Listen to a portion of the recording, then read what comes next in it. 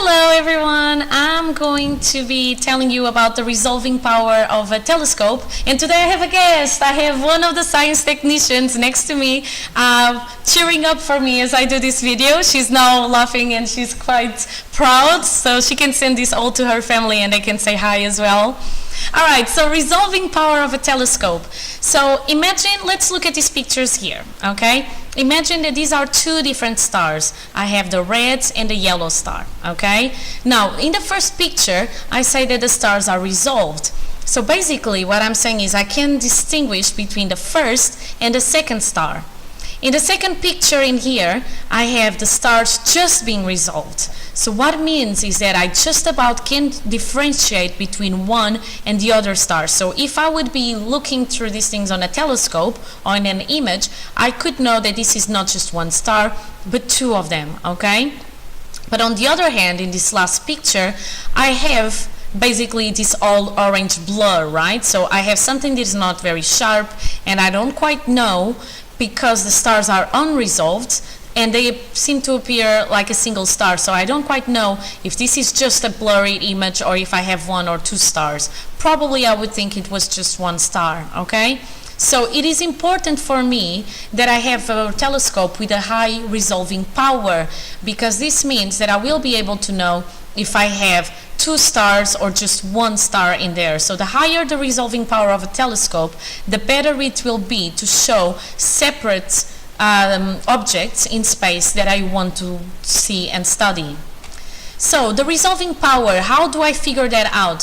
So if I want to see two distant objects, I need to have a minimum angle of separation in between them, and I'm going to call it the theta minimum, okay?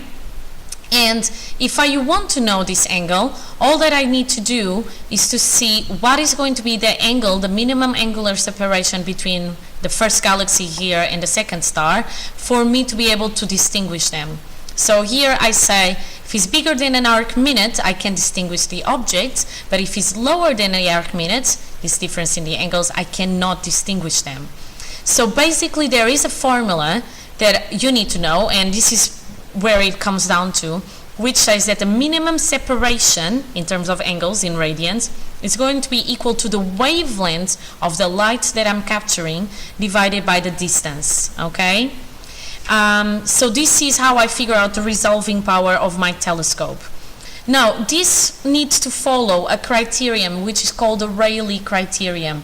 So as it says that in red, it specifies the minimum separation between two light sources that may be resolved into two distinct objects. So if I obey Rayleigh's criterion, then I will be able to resolve two different stars or two different sources, okay? So when I have a point source as a like a star and is being observed through a telescope that has a circular aperture, I'm going to have the image, but the image is not going to be just a tiny point of source, but it actually has a disk around it, okay? Just like when you do the diffraction experiments, you have a disk around it, and I'll show you that disk in a second. So you have the point in the middle, and then you have some rings around that point which get fainter and fainter, okay?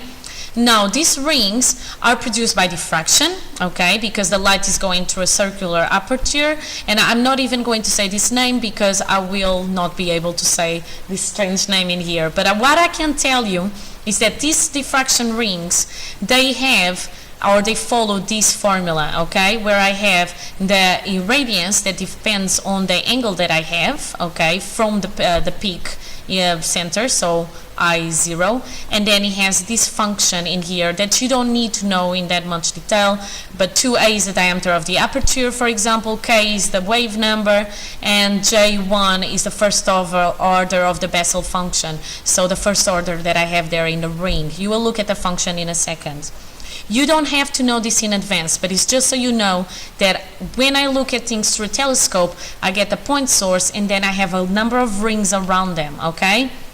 And this is how it looks like. So that's my point source. This is the rings that I get around it. So this happens with all telescopes, okay? And then this is the same thing, but now in a function. So you can see that I have some places where I have a high irradiance, so I have bright light, and others, then when I have the other rings, I have lower irradiance, and then this starts decreasing, okay?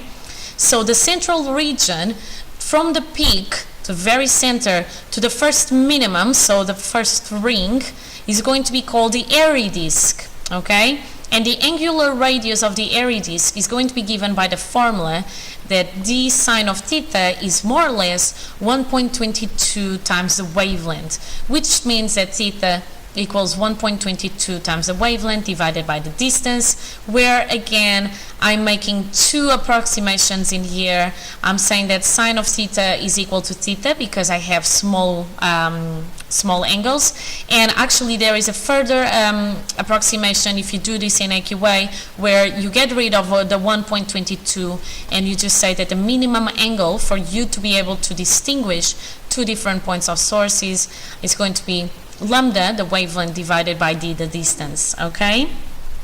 And that's the distance in here, the distance that you have here in the point source, okay? So these Airy disks, this is how they look like. So here I'm showing you the Airy disks in the function. So now I'm going back to a similar image to the one of the stars, and now you can see why I could before resolve to different stars, and after I could not see if it was just one star, two stars, or a little bit of a blur, okay? So my Rayleigh criterion is going to be obeyed if I don't have an overlapping of the irradiance patterns of the two stars. So I have here two different stars, okay, and I have here the function for the two stars. You can see that the parts of the graph or on this function that have a certain amount of irradiance, they are not touching each other. So my stars are resolved. Here, I just about get the functions to overlap, and as you can see in the image, I just about have the two stars being resolved, okay? So the Airy disks are overlapping, but I can still resolve them, okay? I can still see there are two different stars. However, in my last picture in here, I have two stars that they are not being resolved because, as you can see, they are overlapping in terms of function in irradiance and the Airy disks. So I have two full circles, that are overlapping each other, okay? So basically, if I have 2 points or more point sources that are very close together, their Airy disks will overlap, okay? This is only possible to resolve a pair of sources if the central peaks of the two diffraction patterns are no closer than the radius of the Airy disk. So here the peaks are further away than the Airy disk, here the disks are closer than the Airy disks. So in my first image, they are resolved, my stars. In my second image, they are not resolved, okay? So this is known as the Rayleigh Criterion and was named for this guy called John William Strutt, the third Baron Rayleigh, okay? And this is how, or this is the rules that I need to follow if I want to have a telescope with a high resolving power where I can definitely see if I'm capturing the image of one or two stars, okay? So that's all for the resolving power of the telescopes, and keep tuned. I think I will be talking about space telescopes and other types of telescopes next. Bye!